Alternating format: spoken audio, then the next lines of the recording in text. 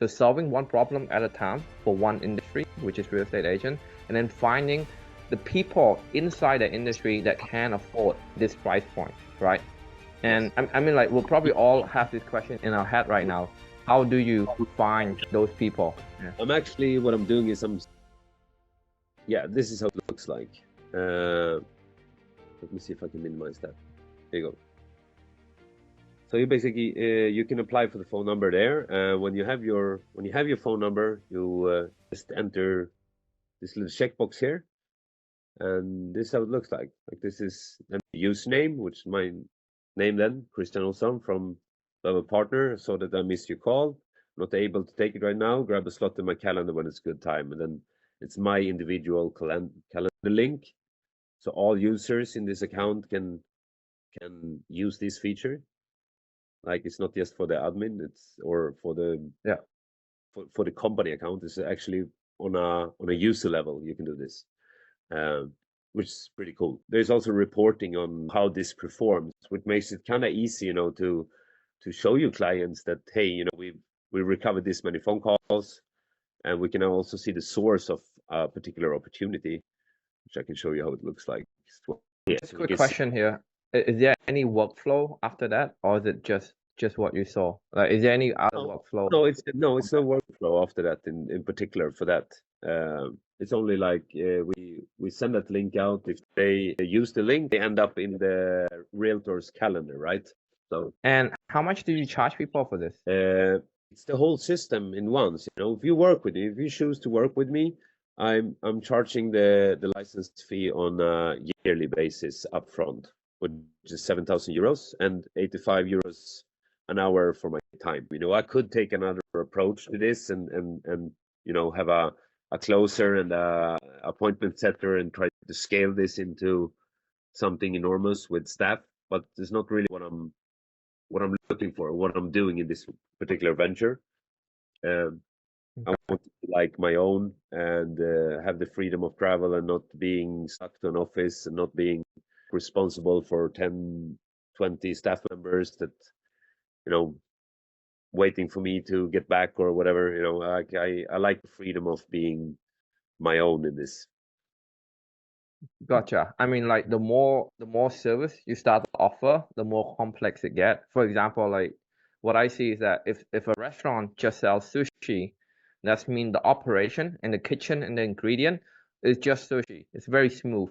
When the restaurant starts offering sushi and burger and other stuff, that's when it's starting to get complex. That's when you need more people and your cost of goods sold is start to skyrocket. I get that, but so you're telling me 7,000 euro, right, for a year? That's 7,000 divided by 12, 583 euro. So that's around like $600 a month USD. Just setting up that thing that you just showed me, just like one tick in the box, the missed call text back, and you actually charge people separately if they need customization. If they need you to work on something, you charge them per hour. And all you do is just set up that missed call check box thing. Can you just show us again for those of can you just go, so you go to setting, right? So you go to setting, and under setting you just integrating their phone number, and then you just check this box. Yeah, and you set the text here how you want it. You can use custom values here, or any type of value. Basically, you get this little thing looking like this, which can be unique then per user, and same here. Okay. Like, just doing that, 7,000 euro. Yeah, pretty much. Yeah, I'm sure you want to clarify, because that sounds a lot. But yeah. When you get people in and you're solving one problem like this, it's not far from getting to know about the next problem and the next problem and the next problem. So you're kind of growing your accounts, right? So you want to make sure that you get the right type of clients that has that potential. I have in my process, when I book a new client, like, I have a 15-minute introduction call where I try to determine whether it's a client I want to work with or not, that can take that investment. So I have like 4 or 5 qualifying questions in that 15-minute intro meeting. where I kind of like just shortly run through what I do and try to understand that my prospect is actually someone I want to work with, and that can take the investment needed. And then I book them for the demo session, which is 1 Okay. hour, 60 minutes, but not if they haven't like been qualified to be what type of client I want it to be. Which is basically, you know, are you more than 5 agents? Are you would you agree on the statement that they're missing phone calls while on viewings? Is now the right time to invest in marketing and sales operations? And would you be able to commit to a 7,000 euros a year investment if I can bring you a positive ROI? That's the Wow. four questions, you know. If it's not a yes, yes, yes, yes, then it's a no-go. And it's a thank you for the coffee. We can have a beer anyway another day, but not in business. Just to make it like really strict what I spend my time on and who I run a demo for. I just want to make sure that they tick that boxes. And they're a little bit in the prospecting where I also try to understand what kind of clients I'm sending my messaging to. That could Okay. be something that's interesting for you to look like in terms of like Well, just to recap, right? To be able to charge people 7,000 euro a year upfront is number one, helping them solve one problem. In your case, is missed call text back so that they don't lose opportunity on people calling about their listing. And number two is finding the right agent who can afford that, who actually have that problem. So solving one problem at a time for one industry, which is real estate agent, and then finding the people inside the industry that can afford like this price point, right? yes. And I mean, like we'll probably all have this question in our head right now. How do you find those people? How do you find the right? Um, Yeah. I'm actually what I'm doing is I'm scraping Google Maps. So I'm starting with a term it could be like luxury real estate Marbella, for example. I take all those companies there, I scrape that information, and I send that off to Fiverr. And Fiverr, they aggregate first name, last name, mobile phone number, email, and social profiles on any of the domain names I've found on Google Maps. You know, that's a fraction of what we find on Google Maps, but it's their own information that they put up on the website, so we can be pretty sure that it's an operational email address and a mobile number, which gives a pretty decent delivery rate. If you look at what we're looking at here, it's like 98% delivery, so we don't suffer from that much of bounce on these campaigns. Also a pretty decent opening rate in click-through. Could you show us the whole process? Like, could you like treat us like we treat us like we like 8 years old? Basically, I have I don't know exactly which one I have here. I think pro account is like 100 euros, something like that. And you can, I mean, you run this one time, and you have enough to work on for a month. So you could really like start to stop that subscription like as you need it. But in this case, now we run till we get these as CSV files. Looks like this.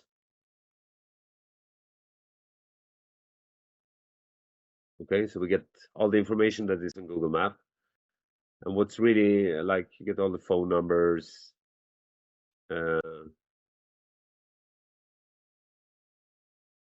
domain name. So send this list to Fiverr, and this actual person then for cheap money, like I pay like 50 euro for a list of a couple of thousand domains, and they go manually to those domains and look for the realtors. Like most of the realtors, they will have like themselves listed on the site somewhere on the contact page or about us, or somewhere you will be able to find agents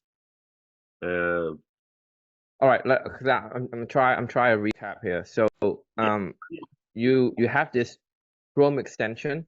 It's called it's like it scrape everything on Google. Now and then Yeah. you pass the list on to someone in Fiverr, and then the people on Fiverr will get the domain name and look up the CEO of that domain. Is that right? Yeah, the owner, basically. The The owner of owner, the domain. And one by one, one by boom, one. looks like this, you know. You come to contact page, you find them here. You know, this could be most likely be scraped too or automated if you do it in a more like big scale. I don't like um I don't do it big scale. I don't do it to try to scale it up to something huge, you know. It's more of my primary cash flow, and it should be balanced, and it should be only me without any staff. So I don't have to do this in the same way as if you're building a big SaaS company, you know, and you want to have a lot of employers and office and stuff like that. That's something else. But you could probably automate this, like to scrape this information, and don't have to do the Fiverr step, you know. But we do it manually, and these are collected like owner or sales manager into Google Sheet. Okay. That sheet is then imported into GohighLevel with a tag that sets off the workflow we were looking at here. No, sorry. Okay. Yep. So you get the list, and how much do you pay for someone in Fiverr to do this? And like, is it possible that you can log into your Fiverr account so we can see the job post? Like, what is the job post like, and how much do you pay someone in Fiverr to do this? Yeah, you pay like 50 euros for 1,000 records, like for them to All go right. through manually. And I'm sure there's cheaper way to do this. I mean, but I just had someone there that I worked with before. I asked, you know, like, could you go through this list and check all the contact pages? I want the companies that have English on their homepage and where the owner is listed on the contact or about us page, you know, and they just go through it and do it. Uh, but there's probably people that can help you do this with scraping for fraction of what I'm paying. Uh, but in this kind of process, and when I know exactly what type of companies that I want to reach, etc., it won't fall on the 50 euro on Fiverr. Uh, All right. but this is how it looks like. When I get the first email, I'm talking a bit about, you know, my background, how I came here 6 years ago, what problems I've seen on the market, you know, how I take care of those, and I've listed like certain pain points and how to take care of them. Uh, and I'm pushing them towards a demo. Oh, is that your first email? Like, so when you upload the list, can we see the workflow when you upload? Because that's the email. When you upload the list, what other action? So you add tag. Number one, you add tag. All right. What else do you do? You I'm go to drip, drip mode, right? yeah. So I'm dripping it in batch size. This is pretty much 100 emails per week. That's dripping. Now, Oh, if I would okay. warm up sender domain and do this on a bigger scale, like I wouldn't be able to handle everything incoming. So, like I'm kind of like limited to being 100 emails per week. Now, Christian, like for those of us who's like completely new here, like why do we need this drip action? Like, what's the purpose of this drip action? What's it for? I mean, if you're looking at this stats here, here's going to show you. So let's take it to some dates. Well, I mean, look at this.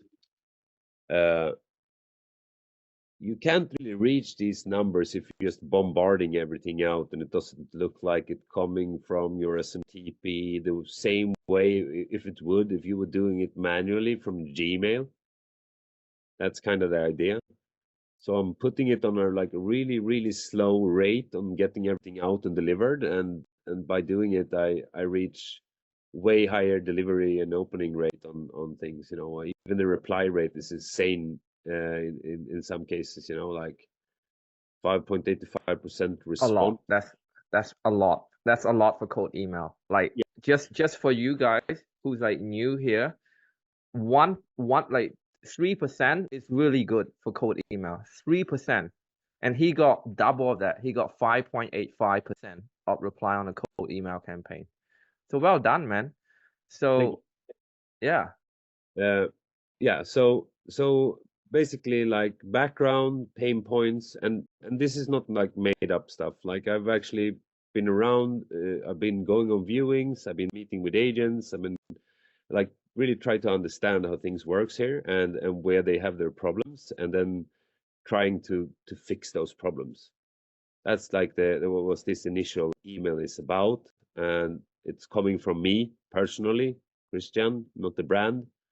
I also think it's huge, but really what's happening here is the condition. Like if it wasn't a bounce, it was a successful delivery, and no one has opened the email after 1 day, I text them, "Hey, I sent you an email after today, wondering if you have time to read it." And that's also a reason to the high, like even like the other half that didn't open up here, you know, they're pretty much opening down here. So then we're sending them a bit of success stories. You know, this is what we've done for other clients. You can read more about it here, or schedule appointment,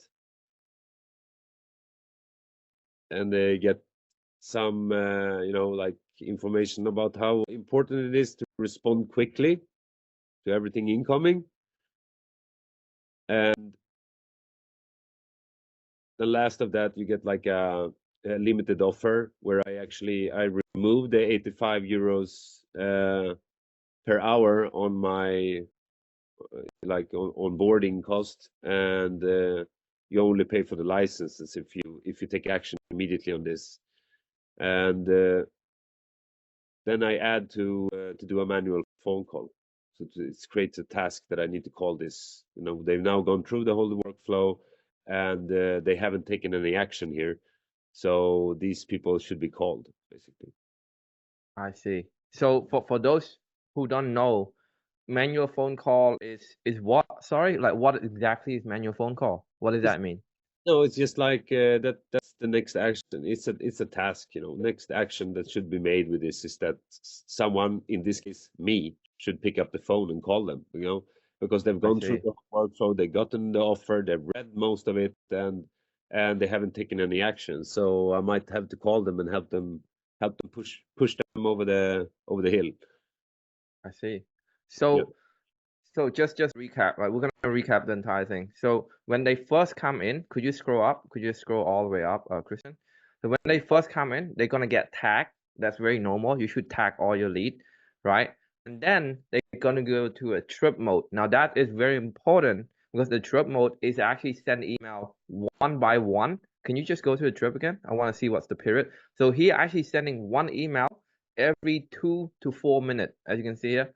One email every 2 to 4 minutes instead of sending 1,000 email at one time like everybody else.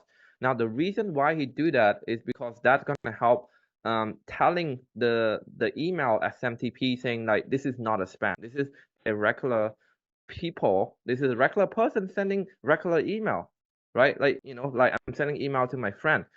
Now a lot of people are sending 1,000 email in one click. That's probably why you're going to spam. Okay. And then he has this welcome email that's saying, what's the welcome email just saying, this is who you are local in the area, you help real estate agent for the last 12 months, and you actually understand their problem, and would they like to have a phone call with you? And then you have a calendar link to case study, and then they can book a call from you from there, right? Yeah. But after that, you have a wait step. Let's go to the wait step, Christian, the wait step. How long do you wait for? You wait for 1 minute timeout. Is that right? Yeah, and that's Okay. basically because I need to determine whether it was a bounce or not. I see.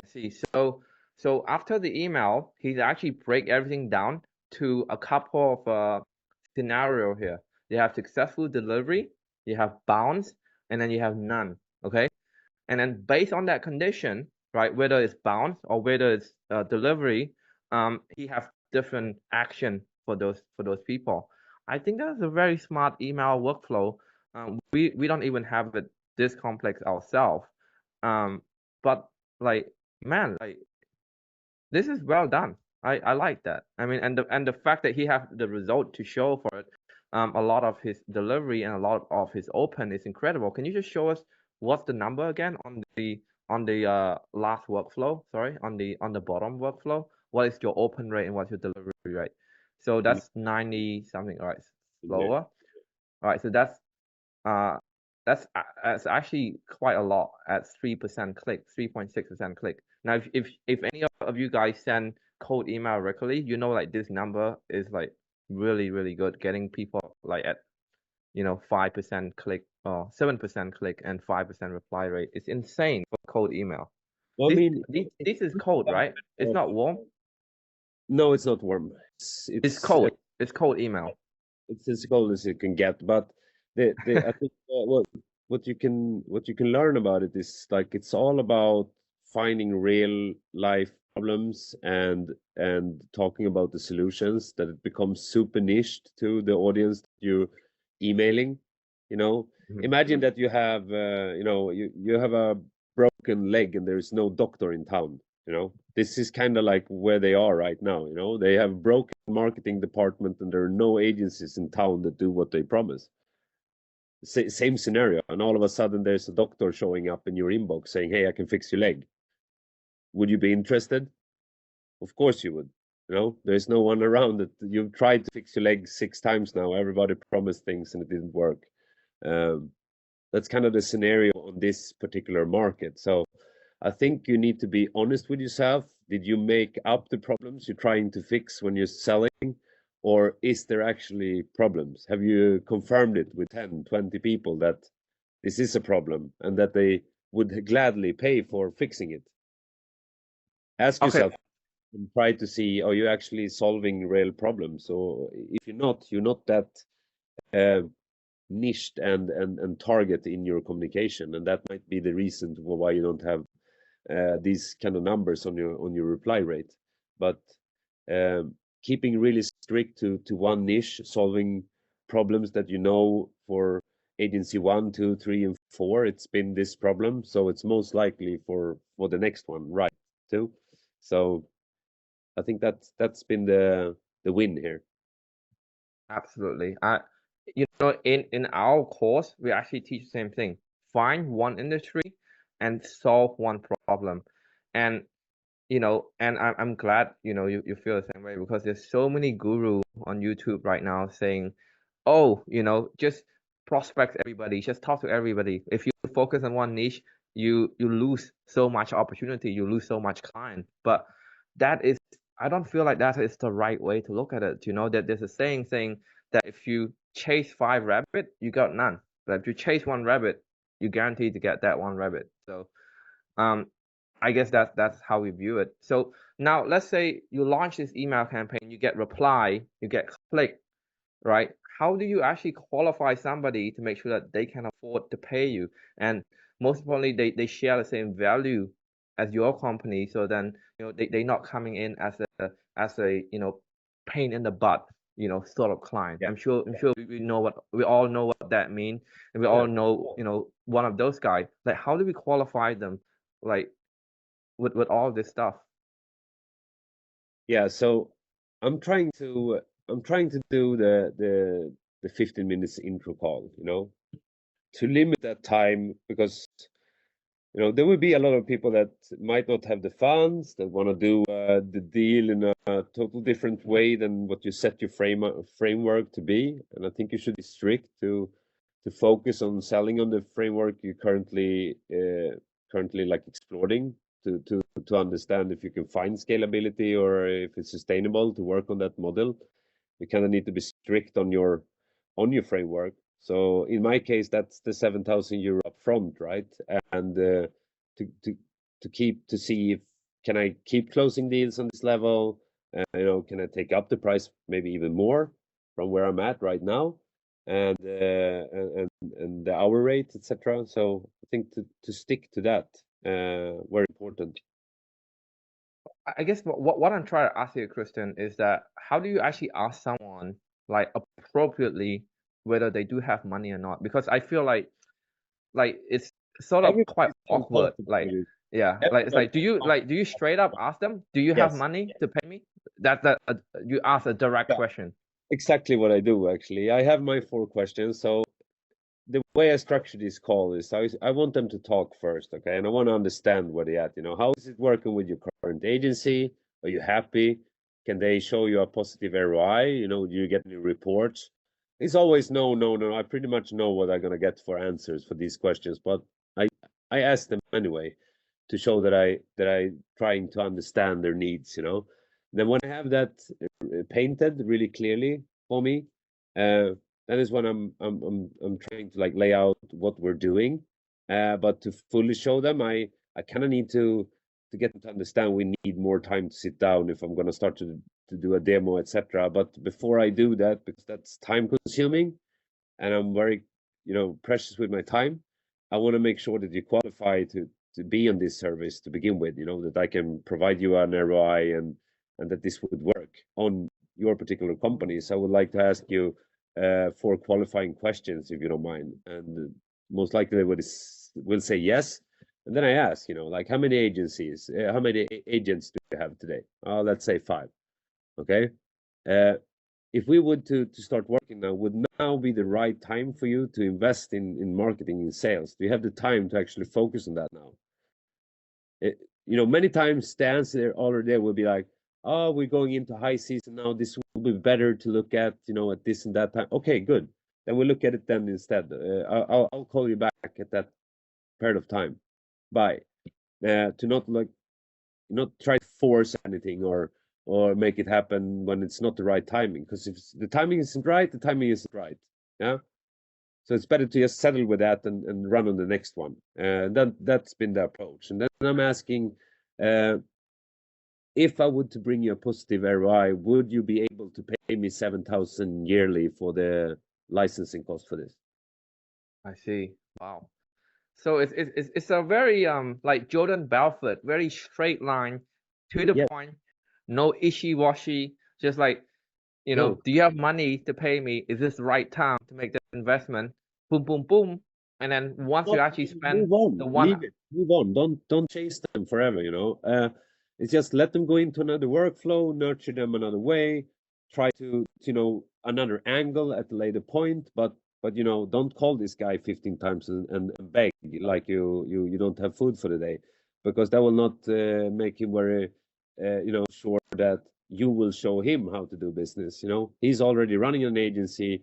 He's making money on his real estate business. What do you have to provide him to make that even better, rather than to come with a hat in the hand and ask for something? You know, that's I think it's an important take too, that we don't look desperate in our attempt to close. Uh, it's more like, okay, man, like now it's not the right timing. I love to work with you when you're ready to take such investment. Like let's touch base in another 6 months or 12 months from now, and leave it there. absolutely. Leave an open door and step into that door after 6 or 12 months and check where they're at. Maybe it's different. Maybe now is the right time. Maybe now 7,000 feels like coffee money for him. A lot can happen in that time. Absolutely. So I'm definitely agree with that. So when I first starting out, I actually fall to the same trap where I actually call somebody 15 times to get them on a demo call, and that is not the right way to do it. The more you, it's the law of attraction. The more you chase, the more they run away. The more you stand there and become the attractor, that's when people actually attract to you, coming to you instead of chasing them. And I guess like just looking back, the way that I mean Kristen and me be able to become the attractor is because we actually not just change our mindset. A lot of it, like some of it has to do with mindset, but having an abundant mindset, but actually have a system that create abundance. So in your case, you actually have a system that generate you hundred of lead every week. So I don't care if this lead doesn't call me back. I got 100 of lead that I can talk to, right? And the one that doesn't really open any email, you have a system that continue to nurture them. So it's not just changing your mindset to be abundant, but creating a system that providing the abundant opportunity. And that's probably like one of the key important things that beginner people need to understand is creating abundant, right? It's not just a mindset thing that a lot of guru try to tell us. Hey guys, if you enjoy watching the video, make sure that you also checking out this content right there.